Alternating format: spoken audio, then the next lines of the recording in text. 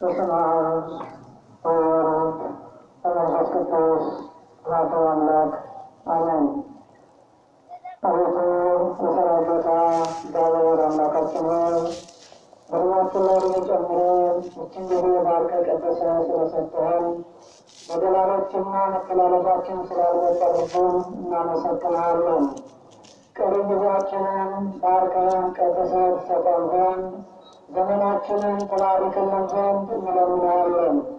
የተከበሩ አባታችን ሊቀ ብርሃናት፣ የዚህ ታላቅ ቤተ መቅደስ አስተዳዳሪ፣ ሊቃውንተ ቤተ ክርስቲያን አባቶች በየደረጃቸው፣ መልካም ምስጢር ዲያቆናት፣ እንዲሁም በዚህ ታላቅ ቅዱስ ቦታና እግዚአብሔርን ለማክበርና ለመባረክ ከሩቅም ከቅርብም የመጣችሁ አባቶች፣ እናቶች፣ ወንድሞች፣ እህቶች እንዲሁም ሕፃናት በወደደንና ባከበረን በኃያሉ በልዑል እግዚአብሔር ስም እንደምን አደራችሁ? እንደምን ሰነበታችሁ? የቅዱሳን አምላክ እዚህ ያደረሰን እንድናመሰግነው በተቀደሰ መቅደሱ ያሰባሰበን የቸርነት ባለቤት ሌሊቱን በሰላም ያሳለፈልን ስሙ ለዘላለም የከበረና የተመሰገነ ይሁን። ቅድስተ ቅዱሳን ንጽሕተ ንጹሐን ሣህለተ ምሕረት አቁራሪተ መዓት ምዕራፈ ጸሎት መደገፊያችን፣ መጽናኛችን፣ መጠጊያችን፣ መሸጋገሪያችን እናታችን ቅድስተ ቅዱሳን ድንግል ማርያም ስሟ በፍጥረት አንደበት የከበረና የተመሰገነ ይሁን። የጻድቁ የአባታችን የአቡነ ዘመንፈስ ቅዱስ ረድኤት በረከት አማላጅነት አይለየን። እግዚአብሔር ከሁላችን ጋር ይሁን።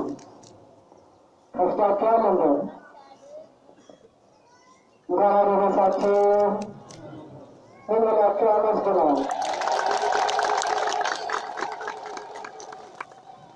እግዚአብሔር በቸርነቱ ሁላችንም እንዲጠብቀን እሱ መልካም ፈቃዱ ይሁንልን።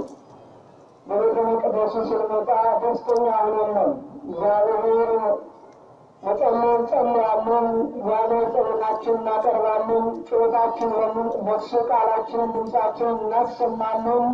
ከዛ ውጭ በልቤን በእግዚአብሔር ማኩረፍ እግዚአብሔር ማጉረምረም በምን ዝም አለ ለምንድን ነው የማይሰማን ብሎ ሽቅብ እግዚአብሔርን መናገር አይቻልምና ሁላችሁም የተከፋ ሰው እንዳይኖር የሚያዝን ሰው እንዳይኖር በሚያሳርፈን በሚያስደስተን በአባታችን በፈጣሪያችን ፊት ለፊት ነውና የተቀመጥን እግዚአብሔር ደስታችንን ይሰጠናል። የልቦናችን ሀሳብ ይሞላልናል። ክብርና ምስጋና ለስሙ ይሁን። እነሆ የሲኦል ደጆችም እነሆ አይችሏትም፣ የዲያብሎስ ሰራዊቶችም አይነቀንቋትም።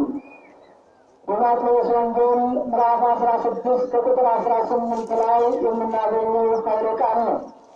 እንግዲህ ይህን ኃይለ ቃል የተናገሩ በሥጋ ተገልጾ አምላክ የሆነ ሰው ሆኖ ሕግና ሥርዓትን እያስተማረ የሰው ልጅ ዛሬ የሚመልስለት ወደ ርስቱ ሊመልሰው በላዩ ላይ የተቀበትን አገዛዝ ይቀይርለት ነፃነት ሊያወጣው የድንግል ማርያም ልጅ አምላክ ሰው ሆኖ በሥጋ ተገልጾ በምድር በሚመላለስበት ስርዓት ይህንን ቃል በደቀ መዛሙርቱና ለተከታዮቹ ያስተላለፈው ኃይለ ቃል ነው። ክብርና ምስጋና ለስም አጠራሩ ይሁን።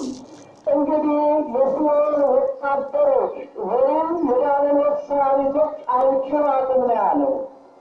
ፈተና እንዳለባት ተናግሯል። ይህን ባላለም ነበረ። ፈተና ስላለባት ነው። ወደቅ መነሳት ስላለ ነው። ስለዚህ ጨለማ ስላለ ነው። ቀን ስላለ ነው። አይችሏትም አለ። ምድራውያን አይደሉም የሚዋጓት ሰማያውያን ናቸው። የዲያብሎስ ሰራዊት ነው ተባሉ።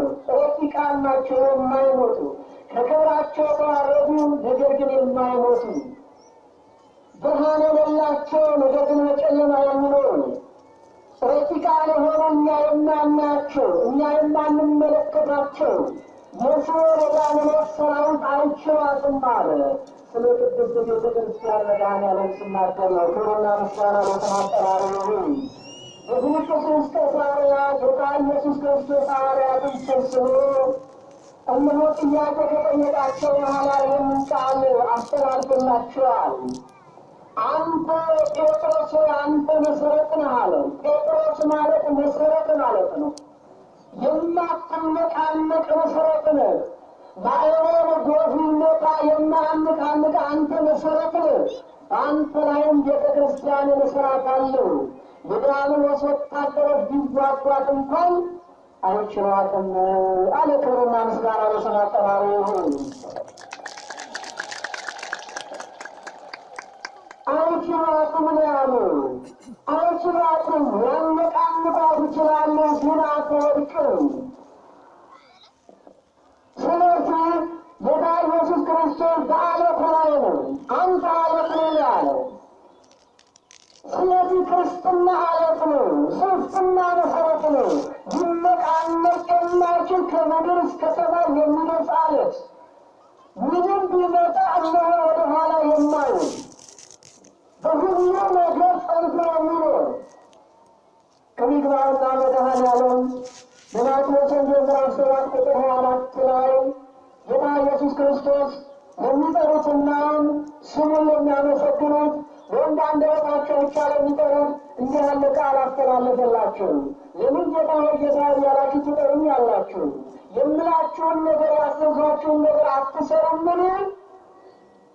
እነሆ ጌታ ሆይ ጌታ ሆይ ብላችሁ በመጥራት ብቻ እነሆ መንግሥተ ሰማያትን አትወርሱም። ይህንን በምሳሌ እነግራችኋለሁ፣ በምሳሌ እነግራችኋለሁ። እነሆ በሰው ቤቱን በዓለት ላይ መስርቶ ይሠራል። ጎርፍ በመጣ ጊዜ ማዕበል ቢመጣ አያነቃንቀውም።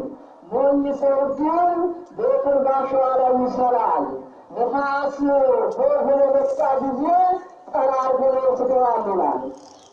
ይህ ብልህ ሰው እነሆ ቤቱን በአሸዋ ላይ ይመሠረታል፣ በድንጋይ ላይ ይመሠረታል። ጎርፉ ጎረፈ፣ ነፋሱ ማዕበል መጣ። ያንን ቤት ግን አነቃነቀው እንጂ አልጣለውም። ወዘወዘው እንጂ እነሆ ከመሠረቱ አነቃነቀው። ለምን ቢባል መሠረቱ ጠንካራ ስለሆነ። መሠረቱ ጠንካራ ነው። ያንን ምድር በአሸዋ ላይ ነው መሠረቱን የሠራው። ያንን አሸዋ ጎርፍ ሸረሸረው። ነፋሱ ሰማይ ሲነካው ቤቱን ወደቀ። አወዳደቁም የከፋ ሆነ ነው የሚለው፣ የከፋ ሆነ። ስለዚህ ከዚህ ብዙ ሰው ጋር እኛ መሆን መቻል አለብን ማለት ነው። ይህ ብዙ ሰው እና መሠረቱን በዓለት ላይ ነው አጥንቶ መሠረተው።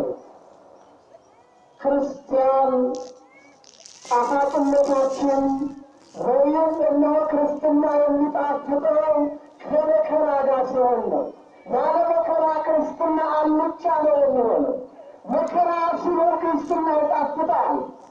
ፈተና ሲኖር በፈተና ውስጥ ስናለም እነሆ ክርስትና እየጣፈጠ ይመጣል።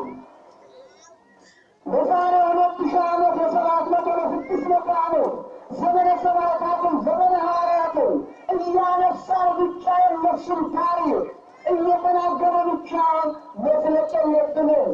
እኛም ለሰማዕትነት መቅረብ ያስፈልጋል። ቀጣዩ ትውልድ ደግሞ ምን ያነሳል? ይህንን የዚህ ዘመኑን ታሪክ እየተረከበ አለ። በቀጣዩ ትውልድ ደግሞ ዘመነ ሰማዕታት ለዘመናቸው መከራ ቢነሳ በዛ ውስጥ በዓለት ላይ ስለተመሠረቱ አልወደቁም። መሠረታቸው እግዚአብሔር ነውና፣ መሠረታቸው አምላካቸው ነውና፣ መሠረታቸው መድኃኒታቸው ነውና እሱን ተደግፈው እሱን ይዘው አሸንፈዋል። ስለዚህ ቤተ ክርስቲያን አሸንፋለች።